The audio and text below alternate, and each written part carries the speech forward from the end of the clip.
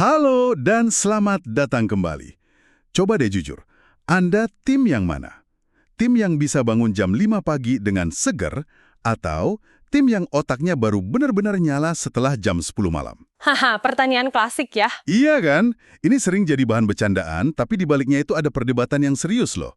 Antara si burung pagi sama si burung hantu malam. Siapa sebetulnya yang lebih pinter? Dan ternyata ini bukan cuma soal kebiasaan. Betul. Ini bukan sekedar obrolan warung kopi. Ternyata, sains punya banyak jawaban dan jawabannya cukup mengejutkan. Kita akan bedah beberapa studi kunci hari ini. Mulai dari teori evolusi yang menarik dari tahun 2009, Sampai data raksasa dari tahun 2024 yang kayaknya mengubah cara kita melihat masalah ini. tepat. Dan tujuan kita di sini bukan untuk menobatkan satu kelompok jadi pemenang.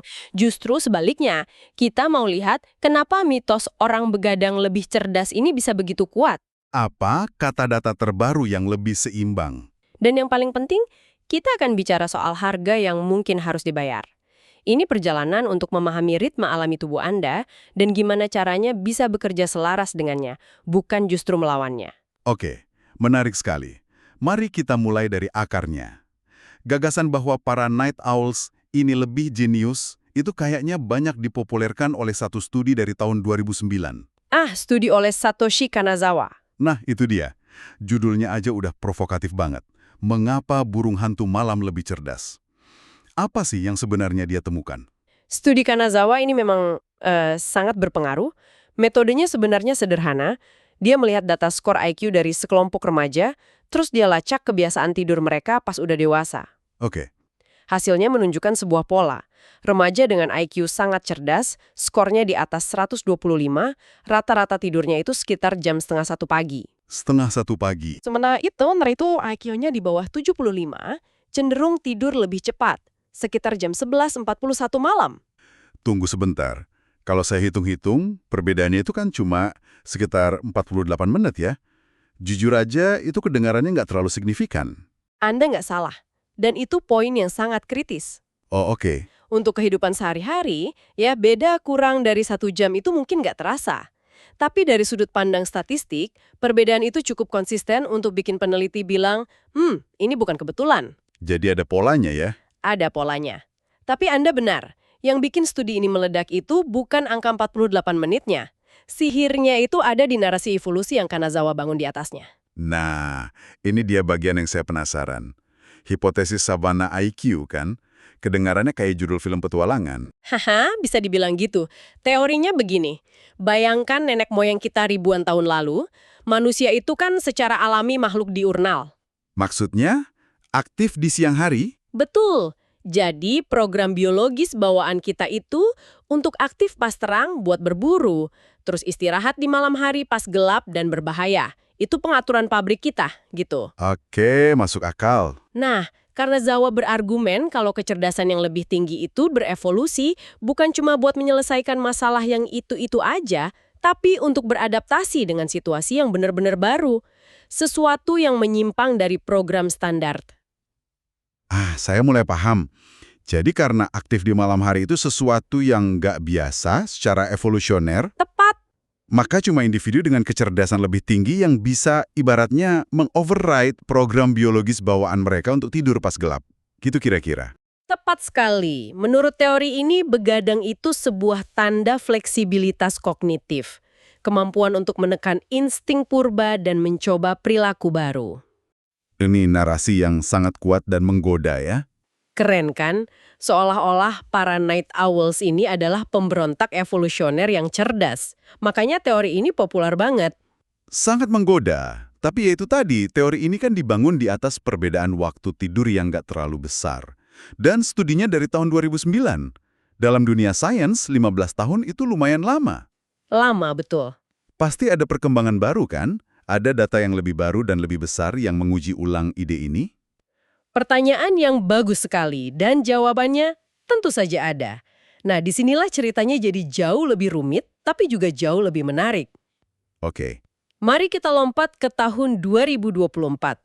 Ada studi dari Imperial College London yang pakai data dari UK Biobank. UK Biobank, ini bukan studi main-main berarti? Bukan, ini salah satu database kesehatan terbesar di dunia. Mereka menganalisis data dari hampir 27.000 orang. Jadi skalanya masif. Wow, 27.000 orang. Jauh lebih besar dari studi awal Kanazawa. Oke, jadi apa yang mereka temukan? Apa teori night owl lebih cerdas itu terbukti benar? Nah, temuannya ini seperti jawaban ya tapi.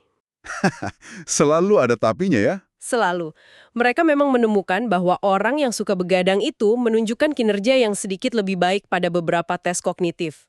Oh, jadi ada benarnya juga? Ada, seperti waktu reaksi dan penalaran verbal, kalau dibandingkan dengan yang bangun super pagi. Jadi, sekilas ini mendukung teori Kanazawa. Oke, jadi para night owls boleh sedikit berbangga hati. Boleh, tapi jangan kelamaan, karena ada tapi yang sangat besar.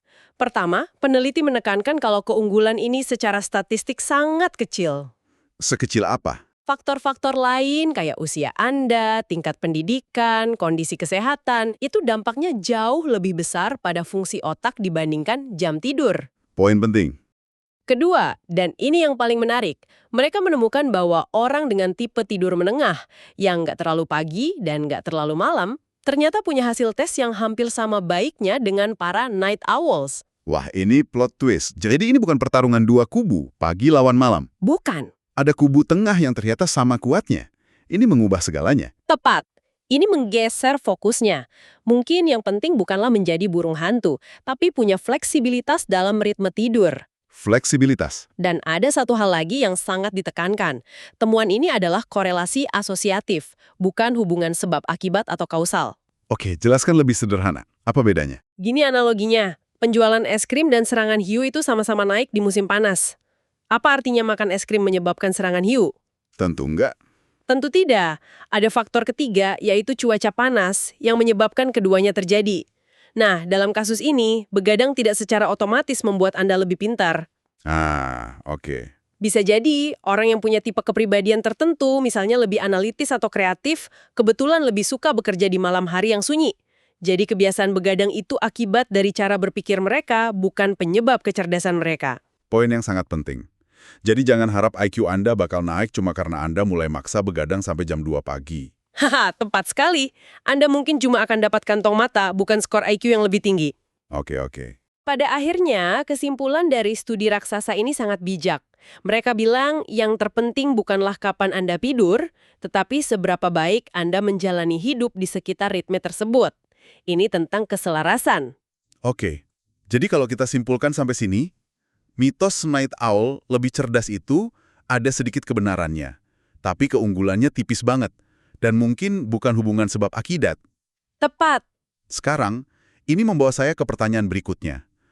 Kalau keuntungannya sekecil itu, apakah ada biaya yang harus dibayar untuk jadi seorang night owl di dunia modern ini? Sayangnya jawabannya iya, dan biayanya tidak murah. Ini adalah sisi gelap dari kebiasaan begadang yang seringkali nggak dibicarakan. Oke. Ada studi besar dan penting dari tahun 2018 oleh Kristen Knudsen di Northwestern University.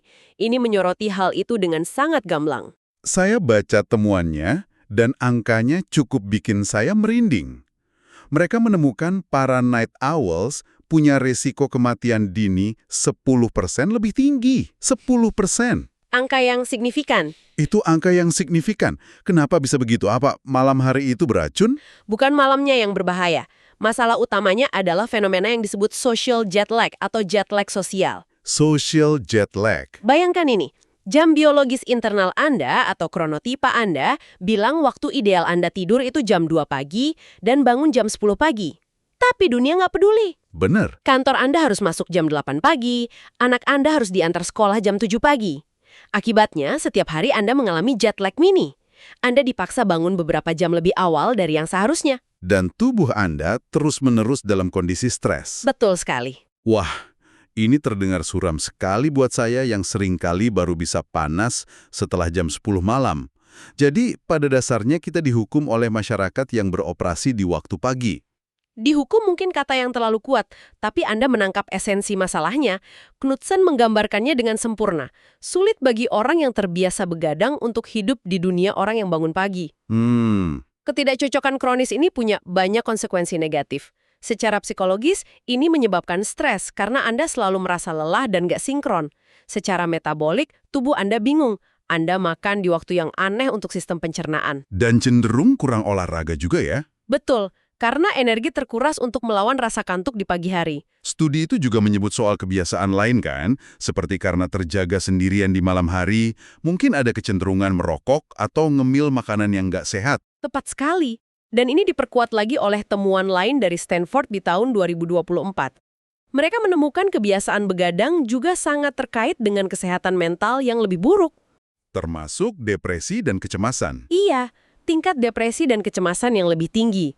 Salah satu teorinya, ya karena isolasi sosial di malam hari dan gangguan konstan pada ritme sirkadian kita yang penting banget untuk regulasi mood. Ini benar-benar mengubah cara pandang saya. Jadi, sedikit potensi keunggulan kognitif itu ternyata datang dengan paket risiko kesehatan fisik dan mental yang sangat-sangat nyata. Sangat nyata. Oke, mari kita coba tarik benang merah dari semua ini. Perjalanannya lumayan berliku ya. Kita mulai dari teori evolusi yang keren, yang menobatkan kaum begadang sebagai individu yang lebih cerdas. Yang lebih adaptif ya. Terus, data modern dari puluhan ribu orang datang dan bilang, tunggu dulu, keunggulannya nggak sebesar itu. Jadi kalau kita kembali ke pertanyaan awal Anda, apakah orang yang suka begadang lebih pintar? Jawaban yang paling jujur mungkin adalah, pertanyaan itu sendiri salah. Oh, kenapa begitu? Ini bukan soal siapa yang lebih pintar, ini soal keragaman biologis. Ada orang yang dirancang untuk pagi, ada yang untuk malam, ada yang di tengah-tengah. Nggak ada yang lebih superior dari yang lain. Jadi, apa pesan utama yang bisa kita bawa pulang dari semua ini?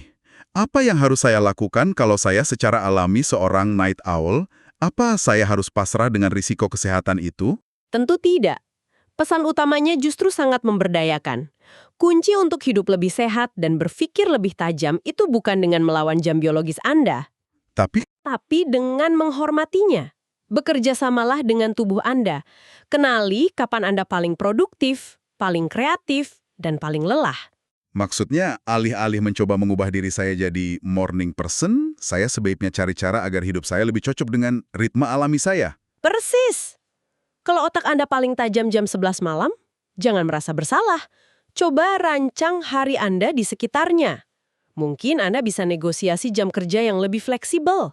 Atau hobi kreatif dikerjakan malam hari? Bisa jadi. Sebaliknya, kalau Anda morning person, jangan sia-siakan energi emas di pagi hari buat scroll media sosial. Gunakan waktu itu untuk tugas terberat. Inilah yang dimaksud dengan menghormati kronotipe Anda. Berhenti mencoba masuk ke dalam kotak yang tidak pas. Tepat. Perjuangan melawan diri sendiri itulah yang menghabiskan energi mental dan fisik yang paling berharga. Ini sebuah pencerahan. Jadi, ini bukan tentang mengubah siapa diri kita, tapi tentang menciptakan lingkungan di mana diri kita yang alami bisa berkembang. Anda merangkumnya dengan sempurna. Ini membuat saya berpikir, setelah mendengar semua ini, mungkin pertanyaan yang lebih penting untuk kita ajukan bukanlah siapa yang lebih pintar. Pertanyaan yang lebih relevan mungkin, bagaimana sistem masyarakat kita, mulai dari jam sekolah yang sangat pagi hingga jam kerja standar 9 ke 5, bisa beradaptasi untuk mendukung potensi dan kesehatan semua tipe jam biologis. Pertanyaan yang sangat bagus. Mungkin produktivitas dan kesejahteraan kita semua akan meningkat drastis jika dunia kerja dan sekolah sedikit lebih fleksibel, dan mulai menghargai bahwa tidak semua otak manusia menyala di waktu yang sama. Sebuah pemikiran untuk Anda renungkan.